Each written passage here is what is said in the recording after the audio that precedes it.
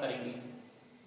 पंचम हिंदी पाठ 19 राष्ट्र प्रहरी। यह जो पाठ है वह हमारे देश की सुरक्षा पर आधारित और हमारे देश की सुरक्षा करने वाले सैनिकों पर आधारित यह जो पाठ है। इस पाठ में एक अक्षय नाम का बालक है, वह एक दिन अपने घर पर टीवी में अपने 15 अगस्त और 26 जनवरी का जो कार्यक्रम होता है, परेड का जो कार्यक्रम होता है ध्वजारोहण के समय, उस कार्यक्रम को देखते हैं। उसी का उल्लेख इस पाठ में किया गया है। आइए हम पूरे पाठ का सविस्तार से वर्णन करते हैं। अक्षय 26 जनवरी का परेड देख रहा था अपने घर में, और उस 26 जनवरी की परेड में अक्षय देखता है कि सैनिक जो है कदम से कदम मिलाकर अपने पूर्ण गणवेश में, पूर्ण यूनिफॉर्म में कदम से कदम मिलाकर साथ चल रहे हैं। जब वो देखते हैं, अक्षय देखता है, तो उनका जो है आंखें चमक उठती है। अरे वाह, इतना सुंदर चल रहे हैं, सबका पैर एक साथ चल रहा है, सबका गणवेश एक जैसा है और कितना सुंदर लग रहा है। हाथी वाले सैनिक हाथी से चल रहे हैं, घोड़े वाले सैनिक घोड़े से चल रहे हैं, और कार वाले कार से और बाइक वाले बाइक से, सब बहुत ही सुंदर दिखाई देता है। इसको देखकर अक्षय बहुत ही प्रभावित होता है। उनके मन में एक प्रश्न चिन्ह उठता है कि मैं आगे बढ़कर बड़ा होकर मैं क्या बनूंगा। और अक्षय मन ही मन संकल्प ले बैठता है कि मैं भी काश इस परेड में भाग ले सकूं।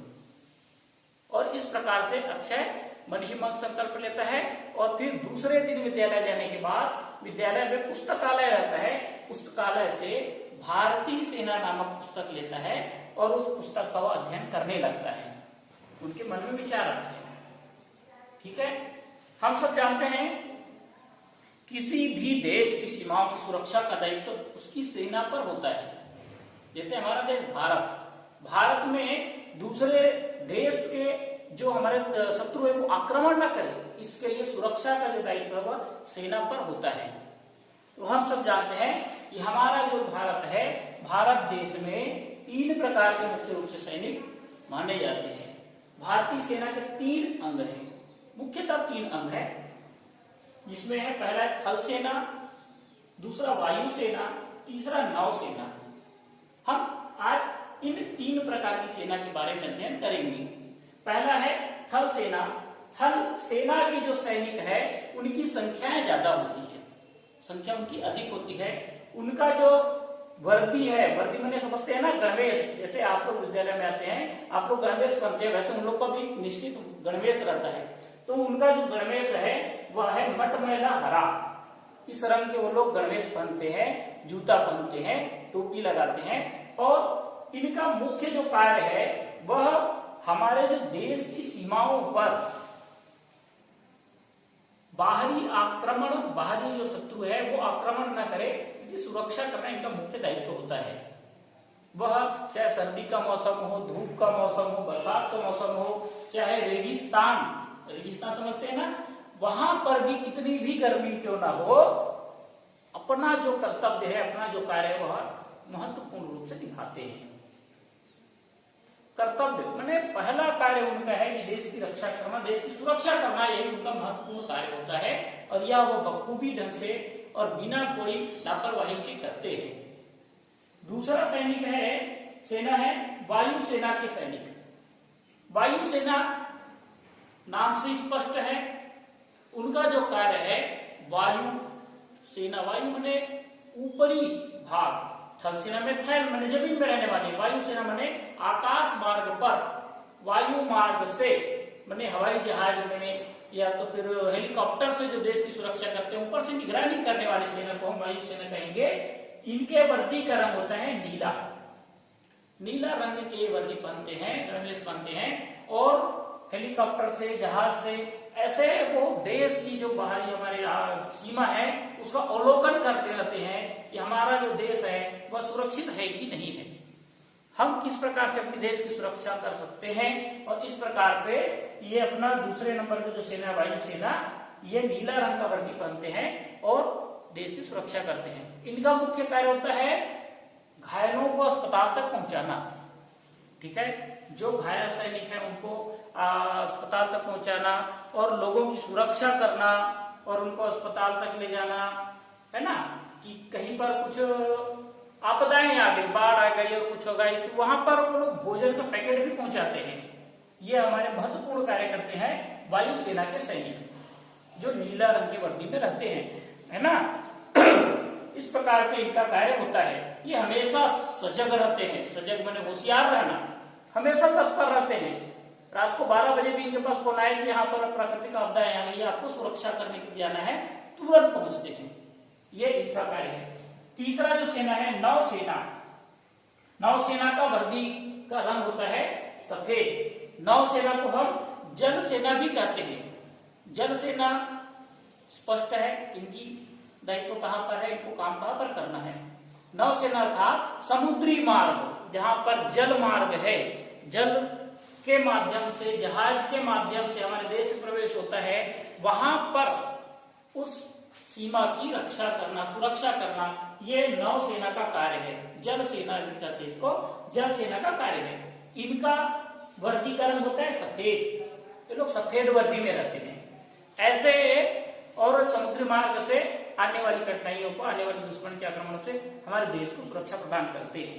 इस प्रकार से तीनों जो सेना है, थल सेना, वायुसेना, नौसेना, ये अपने अपने कार्य को अपने अपने निर्धारित स्थान पर निश्चित रूप से और महत्वपूर्ण ढंग से निभाते हैं और दुश्मनों से आक्रमण करते हैं, आक्रमण से सुरक्षा प्रदान करते हैं और हमारे देश को सुरक्षित रखते हैं।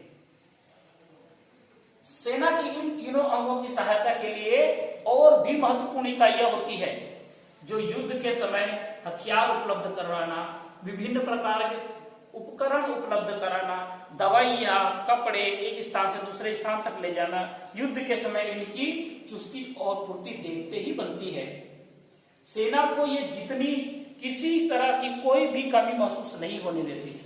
ये अन्य लोग होते हैं जो सेना के पद पर रहते हैं, सेना विभाग में ही कार्य करते हैं, ताकि हमारे सैनिकों को कभी भी युद्ध के समय कोई भी सामग्री की आवश्यकता न हो, इसके लिए भी और अलग से व्यवस्था की जाती है। भारतीय सैनिक जो है बहादुरी के लिए जितने भी विख्यात है, विख्यात में प्रसिद्ध होना, बहादुर तो है ही, भारतीय सैनिक बहुत ही बहादुर होते हैं, तो बहादुरी के लिए तो विख्यात है ही, साथ ही साथ अनुशासन प्रियता के लिए उतने ही सराहनीय है। अनुशासन में रहना, अनुशासन माने स्वयं को अनुशासित करना, माने 10 बजे विद्यालय आना, माने 10 बजे आना और अपने कार्य को अंजाम देना, ऐसा अनुशासन में रहना हमारे भारतीय सैनिकों का विशेष महत्वपूर्ण योगदान है, उनका जो है गुण है। भारतीय सैनिक इस अनुशासन से उनके हर काम में गति आ जाती है। जब वे समूह में चलते हैं तो उनका चलना भी देखने योग्य होता है। जब सभी सैनिक एक साथ मिलकर चलेंगे कितना सुंदर लगेगा। कोई मटमैला हरा रंग का कपड़ा पहना है, कोई नीला रंग का, कोई सफेद रंग का, बहुत ही सुंदर लगता है, आकर्षण लगता है जब सब सैनिक एक साथ मिलकर चलते हैं।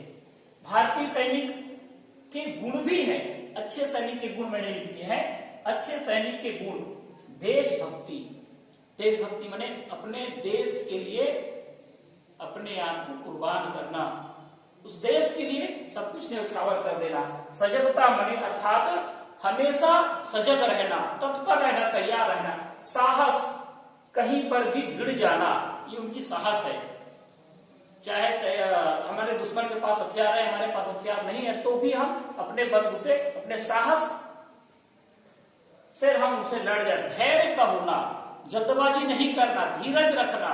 सैनिक जो है वो शत्रु से कैसे निपटेंगे, उनको कैसे भगाएंगे, कैसे हराएंगे, इसके लिए वो धैर्यता का परिचय देते हैं। और अंत में है अनुशासन का गुण, उनमें कूट कूट कर भरे रहते हैं। सैनिकों का जब ट्रेनिंग होता है तो ये सभी गुण उनमें भर दिया जाता है।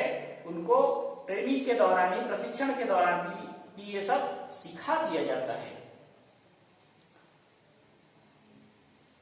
भारतीय सैनिकों में गुण कूट कूट कर भरे होते हैं, मैंने जो अभी बताया।